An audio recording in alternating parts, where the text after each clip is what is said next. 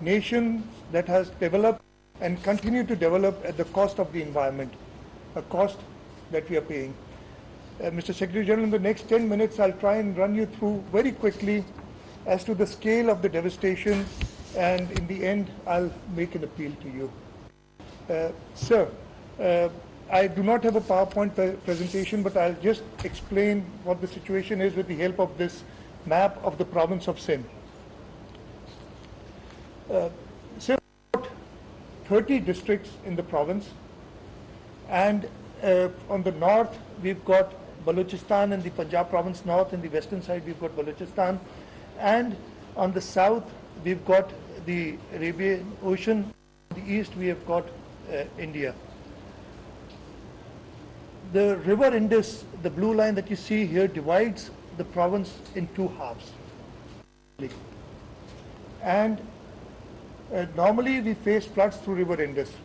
But this time round, and that, as has been the case for the last two floods in 2020 and in 2011, we've had huge monsoon rains which were never here before. And I'll just give you an idea of how much it has rained here. This left bank of Indus, which you will not visit today, you're going to the right bank, and I'll talk about that also. The district of Naushero Feroz, there's a small town called Patidan. The normal rain in Patidan is 86 millimeters in the month of July and August. This year, this town faced 1763 millimeters. That's almost 2,000 times more, 2,000% more, 20 times more. The entire left bank had rains of this kind. Today, sir, you'd be flying, you're right now in Sukkur, where the Sukkur barrage is. From here you'll be flying via Sukkur, Ladka and Jacobabad into Usta Muhammad. In Jacobabad,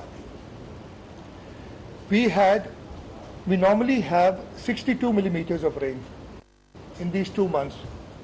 This year, in the months of July and August, we've had 783 millimeters of rain, almost 1,300% more.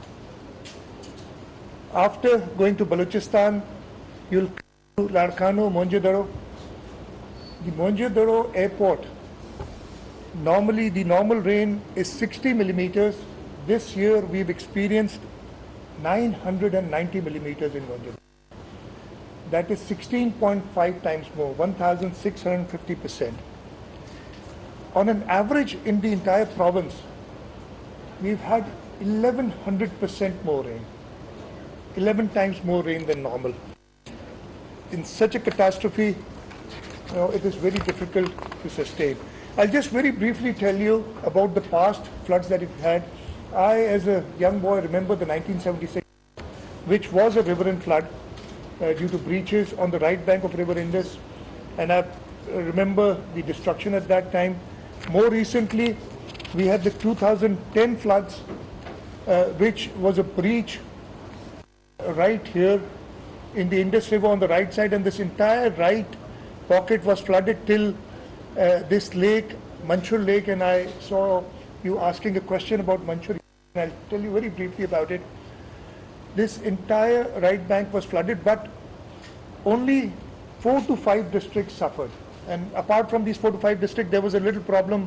There was a breach in Thatta district towards the left side of Indus River and Sijawal district. So about 6 districts were affected in 2010. In 2011, we had the monsoon floods, and they hit the left bank. The right bank there was no issue with the right bank. And about 6 districts of the left bank were affected in 2011. Similarly, 2020, mostly the floods was on the left bank, and 6 districts were affected due to monsoons. We had a little problem in Kambar Shadad Court because of the rains in the Kirthar range, and the water did come into part of Kambar Shadad Court district in 2020. But Mr. Secretary General, 2022 is beyond belief. 24 districts have been hit. There's water in 24 districts of the province, out of a total of 30. The 6 districts of Karachi, which we have not declared as calamity hit, also experienced, and I'll just tell you the numbers for Karachi. The normal rain in Karachi is 100 millimeters, and this year we got 1185 millimeters, so almost 11 times the rain in Karachi also. The Karachi infrastructure is in shambles because of the rain. We were, we managed to take out the flood water in 6 of the 7 districts. One district which is more rural of nature is we still have water in the district of Malir. The loss, almost 600 people have died. We have a count of 590 till now, but almost, I'd say this will be even higher. Almost 10,000 people injured, and most of these, both the death and the injuries, are children. We estimate that about 12 million people, we have a population of more than 50 million in the province of Sindh. We estimate that at least 12 million people have been displaced from their houses, or they're stranded. Even if they're in their houses, they're totally stranded, they are in islands. In terms of loss of property, we've got 3 million, as per the 2017 census, we had 3 million kacha or adobe houses, and these could not withstand the rain that fell from the skies. We fear that all these 3 million houses have been damaged beyond repair. Even if they're standing, they're not good to live in, because if somebody goes and lives in that house now, they would definitely suffer. Livestock, we have a large livestock population in the province. We fear we don't have a complete count now because of the water. We are right now in the rescue and relief stage, but we fear that not less than 500,000 cattle heads. Crop damage, we've got a little more idea because through satellite imagery and all, we estimate that 3.5 million acres of land has been inundated, or farmland has gone under water. Our entire cotton crop, which is on almost 1.5 million acres, is gone. We estimate the cost of this to be about 2.5 billion. You must have seen the trees while you were landing at the Sukkur airport. Our Khairpur district and Sukkur district are famous for dates. The entire dates crop has gone, and so are other crops. We estimate about rice. 75% of the rice is gone. About 30% of sugarcane is gone. The total estimate that we have currently is about 350 billion worth of crop damage. So in terms of damages, as I said, 350 billion rupees of crop damage. The houses, the 3 million houses that have gone, if you put a very conservative number of 300,000 rupees per house, 900 billion rupees. The cattle, the estimate of 500,000 at 100,000 rupees per head per animal, it's 50 billion rupees. So these are the losses of the personal losses to people. What we want immediately right now, I'll just go straight to what we need. Secretary General, when you go out, you'll see people are living under this scorching heat. Now, first they were hit by rains. Even today, we've got a forecast in the southeastern districts, in Parker and Badin, we've got forecast of rain today, Umarkot. First they were under these torrential rains. Now they are in this scorching sun. We've tried to arrange tents. We've tapped every source in the country. We've got some relief from friendly countries. The civil administration, the provincial government, the federal government, the armed forces, all of us are working together. But we still need, for the current, about 1.5 million more tents or tarpaulin sheets, because we use them as tents for shelter. Mosquito nets. We've tried, the Prime Minister was kind enough, he promised 1.5 million tents, and the NDMA is distributing those. And we've sourced another almost 2 million tents of our own. But despite that, right now we are short of 2 million mosquito nets. We are short of 2 million mosquito nets. The animals are dying because of mosquito bites. We need at least 1 million animal mosquito nets. Rations, we are arranging ourselves World Food Program has helped us tremendously. I remember the 2010 flood and the relief that came in from the World Food Program was commendable. We need similar efforts this year. And lastly, current needs medicines. We've exhausted our supplies here in the province. Our friendly countries are sending us some medicines, but we need medicines for malaria. We need medicines for diarrhea. We need medicines for skin disease that have come up. Apart from that, we have to come out of this. We are fighting this. We have to be resilient. We, in the province of Sindh, have set ourselves a 2-month target. We want majority of this water evacuated within 2 months. It's going to be a very difficult task, but we are resolute that we are going to do it. Not 100% of the water, but our target is to get 75% of the water. And I'll just very quickly tell you how the water would go. On the right bank, starting from Kashmir, all these districts, the water comes down to this small blue dot that you see here, which is the Manchur Lake, which right now is about 10 times its normal size. It's gone up to, on the southern side, there are hills. So we've actually sent water to the hills also this time. This water has inundated this entire Sevan Tehsil after breaches of, man-made. We cut the Manchur Lake ourselves, and now the water is going into the Indus, but the water coming in is still more than water going out into the river. We are hoping that the river levels will be more favorable in a few days and more water will be evacuated. So all this water will go out from the Manchur Lake into river Indus and then to the sea. On the left bank of Indus, the districts close to next to the river, there are river escapes of canals. So we are going to use them to pump water into these escapes and then flow these water from the escapes into the river. But the other districts which are away, starting from the eastern side of Khairpur, the eastern side of Nawabshah, the districts of Sanghar, Umarkot, Mirpur Khas, all of these would evacuate water through Badin into the sea. And that's the only way the water would go out.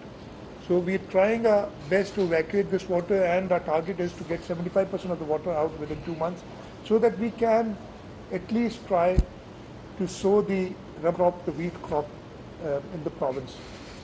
If we are not able to do that, the farmers who've lost 350 billion rupees will lose another crop. But that sowing will be delayed in any case. Sowing will be delayed, but we will have late varieties and try and so when the water recedes, all the people displaced will go back to their houses immediately. They won't wait for the government to provide facilities, because they want to earn their living, they want to sow their land for the next crop. And we'll need again a large quantity of shelters, of tents, of tarpals, of some kind of temporary shelters. And this target that we've set ourselves is 2 months, and we estimate about 3 million more tents that we are going to need, or shelters, if I may, for the short term, just this 2 months. We need to support these farmers. Farmers in the province, or in Pakistan generally, and in the province of Sindh particularly, live from crop to crop. We take credit for our inputs, and we pay the creditors when we reap the crop. And we don't have anything to pay back the creditors. We don't have any money. The creditors would not give us more money. Even they are out of money. So we need to provide them support, and we feel that, and we need to provide them support for seed, we need to provide them support for fertilizer, we need to provide them support for tilling the land, to provide them fuel for their tractors if they have any remaining. And the estimate there is about 50 billion rupees would have to go immediately to the farming community just to sow the Rabi crop. Livestock support, the other source of income of the rural people is livestock. And though the damage is much larger, but we feel that immediately we need to import livestock from areas, from countries which have similar climates or similar breeds, so that we can give to these livestock farmers, and another 20 billion is required. Our irrigation network is devastated. The estimate for revival of the irrigation network, and this is a very preliminary estimate, is 195 billion rupees. We need to spend 30 billion rupees in the next 2 months to revive the system to at least be able to sow the Rabi crop. Just to that level. It's not a complete rehabilitation. Just put it on a ventilator so that it survives and is able to give water to the Rabi crop. Similarly, the road network, the total amounts are much larger, but we need to spend about 15 billion rupees in the next 2 months to make the roads motorable. Right now, you cannot go from Sukkur to Karachi. There's only one route, and the normal driving time is about 6 to 7 hours. It may take you up to 24 hours right now to get to Karachi by taking some detours, and you'd probably need a 4x4 vehicle. You would not be able to go in a small car.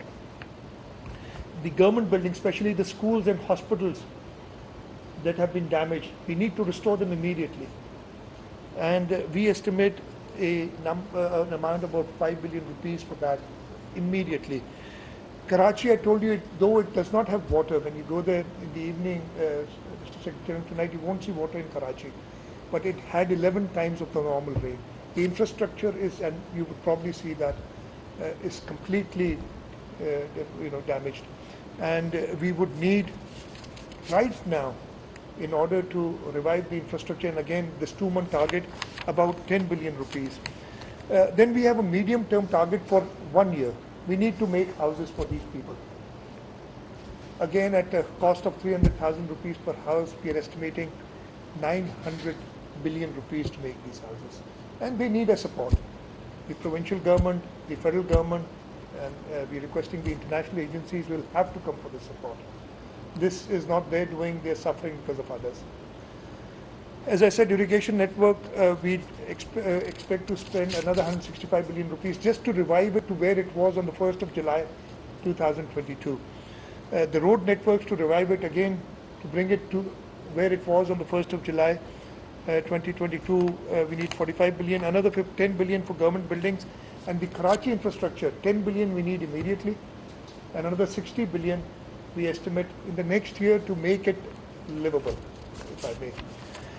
And I'll just try and end quickly. Ultimately, we need to upgrade our irrigation and drainage infrastructure. We cannot withstand these.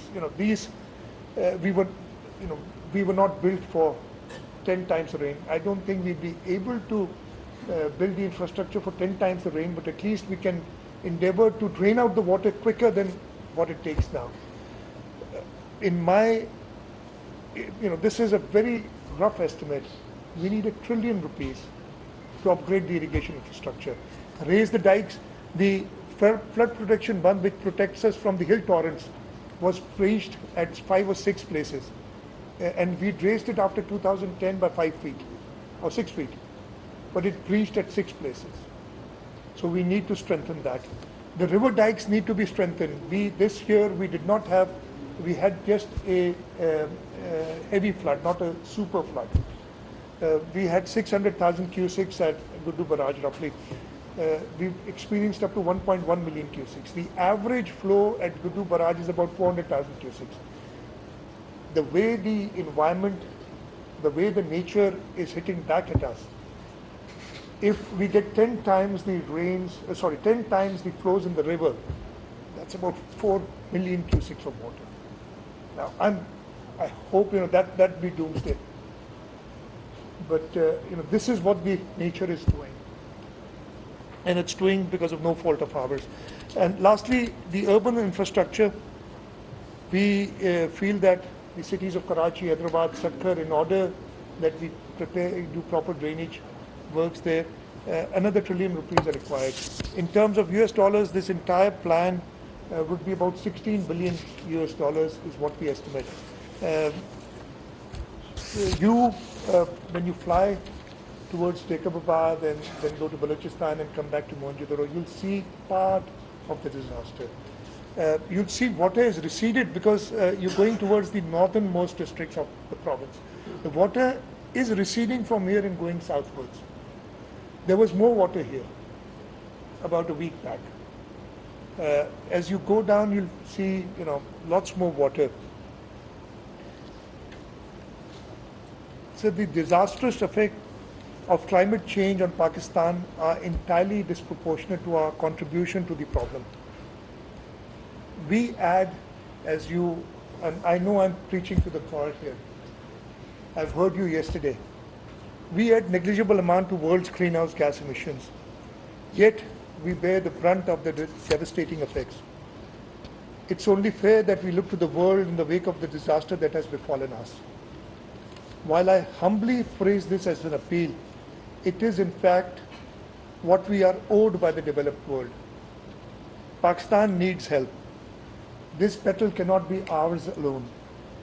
We look towards you, Mr. Secretary General, to help bring the world to us. Today, we look to you to help us to provide relief. Tomorrow, we need to rebuild. We look towards you to help us build structures that adapt to this climate change. We hope to build homes that allow the residents to live without fear of being washed away, and infrastructure that can withstand the fury of melting glaciers, torrential rains, and raging rivers. We also look to the world for helping in constructing drainage capable of handling such unprecedented amount of water as we are seeing today. We need to make international laws that restrict and prohibit developed countries from pursuing policies which result in catastrophic consequences for the less developed. We need to promote a green agenda and a resilient policy. We look towards you, Mr. Secretary General, and the rest of the United Nations to ensure that no other country suffers the way Pakistan is suffering today. Thank you very much.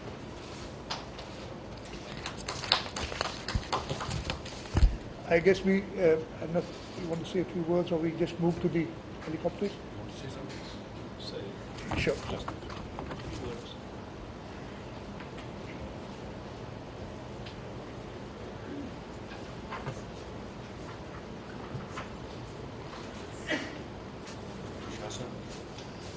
Honorable Prime Minister, Honorable Chief Minister, Excellencies, ladies and gentlemen, all protocol observed.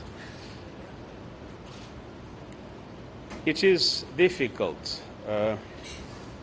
not to feel deeply moved when we hear such a detailed description of tragedy, of the loss of life, of the destruction, of the loss of property, of the loss of livelihoods.